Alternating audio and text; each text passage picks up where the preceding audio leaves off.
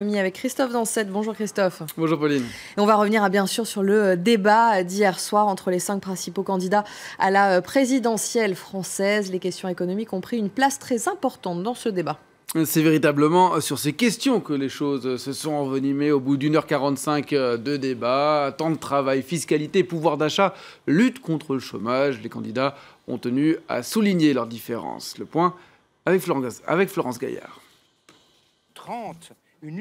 Les 35 heures comme ligne de démarcation.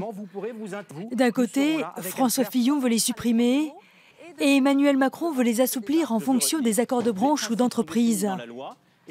De l'autre, Jean-Luc Mélenchon et Benoît Hamon qui veulent réduire le temps de travail. Le candidat de la France Insoumise prône une politique d'investissement de 100 milliards d'euros, notamment dans les emplois verts.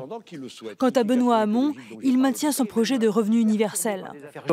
Le candidat du travail, de la feuille de paye et d'une rémunération décente par rapport au travail. Puisque le revenu universel, dans la forme que je propose pour le 1er janvier 2018, permettra d'augmenter de 200 € le SMIC net sans jamais rien toucher au SMIC brut.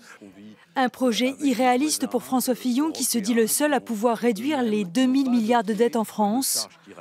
Le candidat de la droite attaque aussi le programme du Front National qui défend la sortie de l'euro. Là, c'est la production industrielle. Là, c'est l'euro.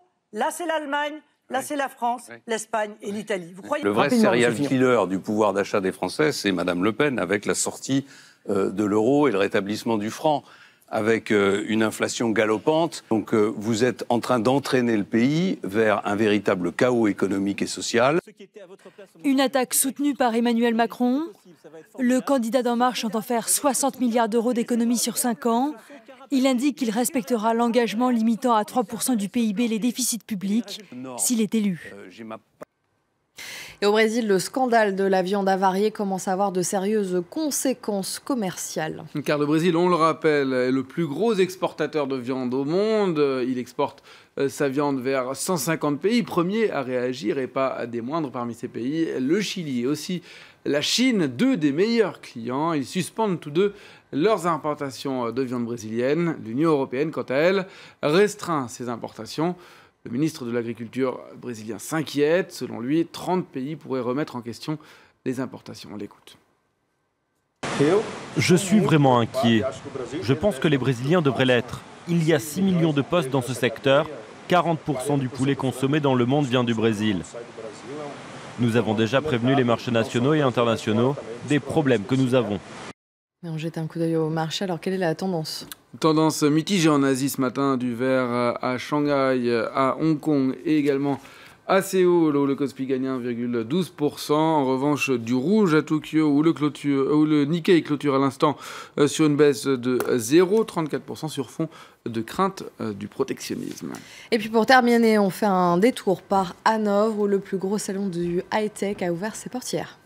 Et cette année, l'invité, c'est le Japon, des entreprises japonaises nombreuses qui présentent leurs innovations, les révolutions du monde de demain, innovations qu'Angela Merkel et le Premier ministre japonais Shinzo Abe sont allés visiter hier à l'Xpan Von P.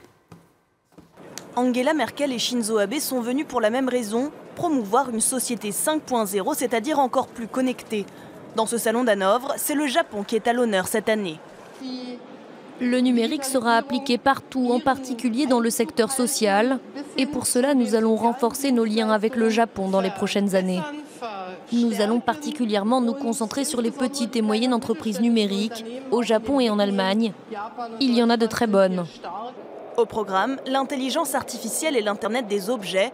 À la fin de l'année 2017, il devrait y avoir plus d'objets connectés sur Terre que d'humains. La robotique est aussi à l'honneur. Ce robot japonais prend des commandes de café et transmet le message à cette machine qui les fabrique immédiatement. À quelques minutes de là, un stand de drones. Avec une hausse de 34% prévue cette année, le marché des drones à usage personnel et commercial est en plein essor. Le géant Intel a voulu montrer que son Falcon 8 pouvait être utilisé pour survoler des plateformes pétrolières. Les drones ne sont plus des jouets, c'est même tout le contraire. Intel se concentre sur l'usage commercial des drones, cela signifie que les experts et les pilotes peuvent désormais utiliser des drones dans des situations difficiles, critiques. Des débats seront aussi organisés au CeBIT jusqu'au 24 mars. Parmi les thèmes évoqués, les dangers du hacking, un des nombreux défis que le numérique devrait affronter dans les années à venir. Merci Christophe.